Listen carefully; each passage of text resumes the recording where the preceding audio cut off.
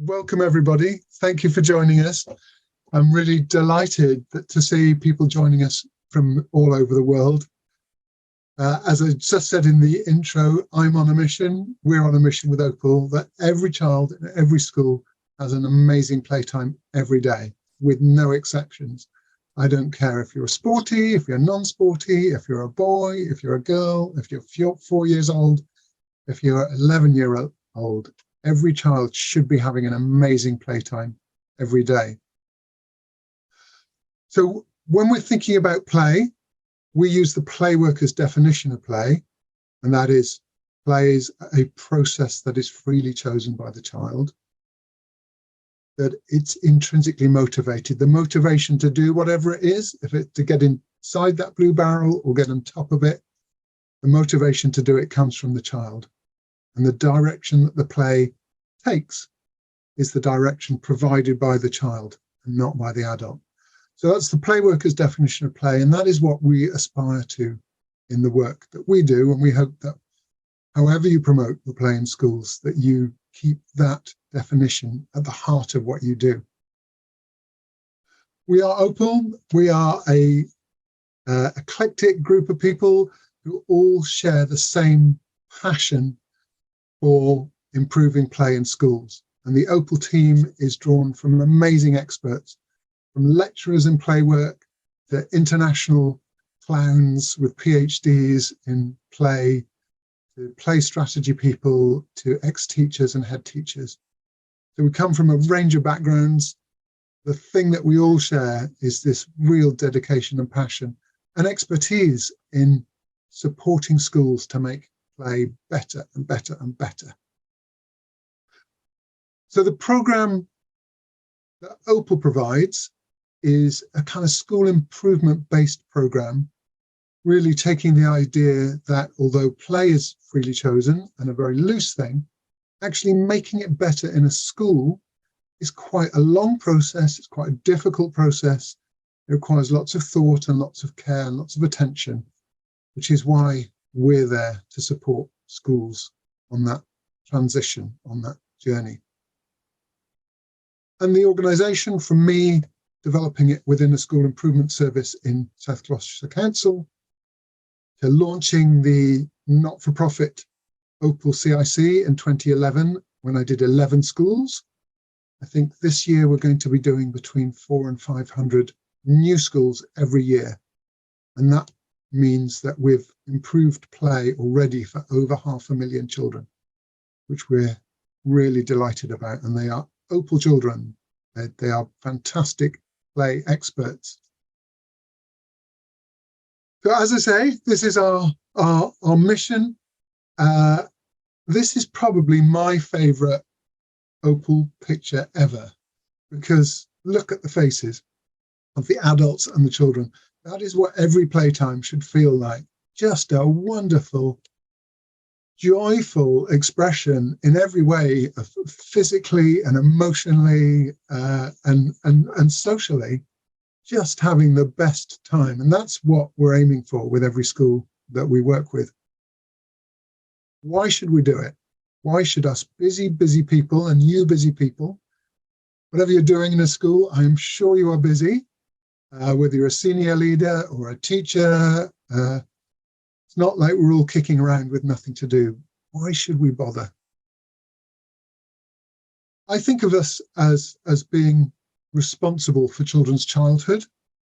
And this is a little spot the difference fun thing. So these are places where apes experience their apehood, one in Toronto and one in Chester. What have the people done to ensure there's a good apehood here? So maybe contact with nature, maybe loose parts, maybe upper body strength, maybe places to hide. People in charge of these spaces have be thought about what is a good apehood and what is needed for mental and physical and social well-being. And when we think about where childhood is spent, here we have a typical child enclosure in a typical school. I can use this slide because this school have now gone through the Opal process, and I can guarantee this space does not look like this anymore. But it is interesting just to think that in the UK, animals have better rights to children, better rights to time and space outdoors than children do. So there are legal requirements, if you have free-range chickens, how much space they have. There aren't for children. There are legal requirements for prisoners, how much time outside they have, but there aren't for children. So what are we doing? What concept do we have of what a good childhood is? And as keepers of children, what are we doing to make sure that that vision of a good childhood is translated into practice? This slide is often surprises senior leaders.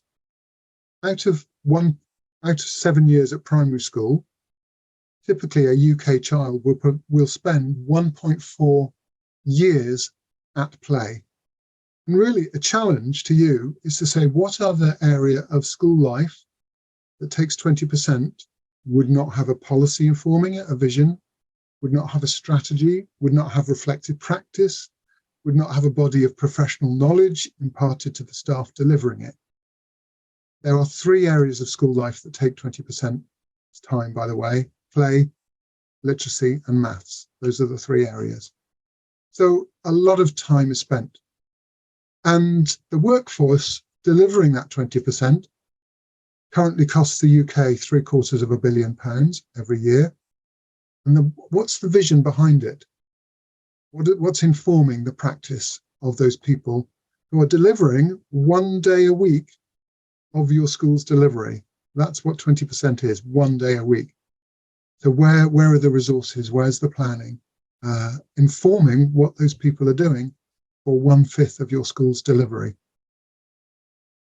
It's interesting that in the UK, and this is very UK-based, this slide, that our schools inspection are now starting to notice play, and they want to know what your intent is. What are you trying to do for children's mental, physical, and social well-being? How are you implementing it, and what's the impact? And I'm pleased to say that in this Ofsted report, the phrase outdoor play and learning popped up when they were talking to the children, which I think is great. Do we need to provide evidence that play is good for children and schools should be addressing play? The case has already been answered. And if you want evidence, just download the massive research piece that Opal commissioned and Sport England paid for, called The Case for Play in Schools, a review of the literature. We don't need to make the argument anymore.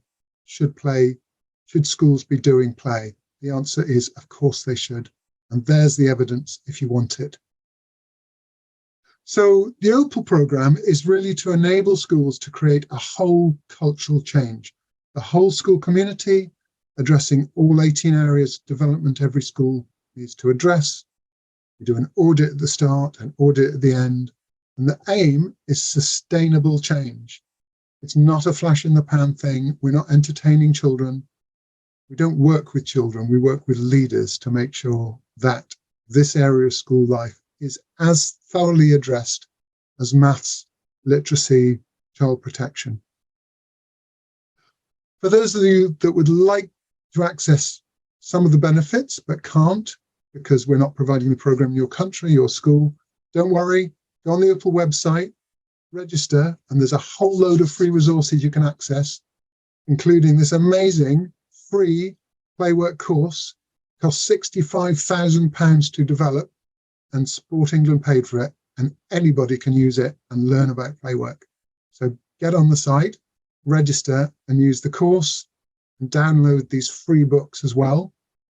So even if you don't do the Opal program, we still want you to make play better in your schools.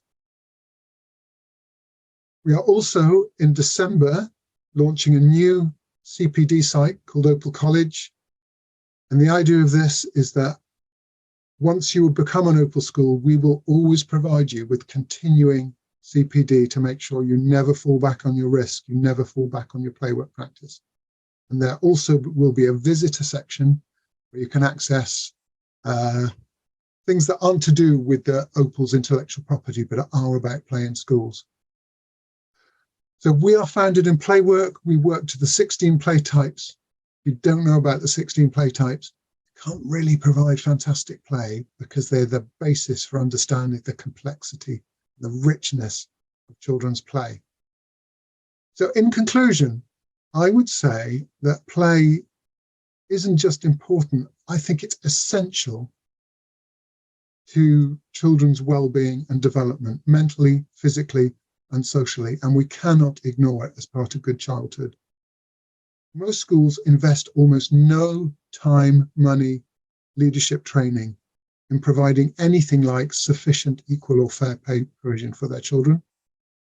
At the moment, hundreds of millions of pounds are being wasted on a workforce that is just not being equipped to provide children with better playtimes. And whether you sign up to Opal or not, please invest in your staff and start to think about a strategic approach to play in your schools. And that would mean addressing leadership and playwork values, having a policy base and a strategic approach, and a cycle of continuous improvement.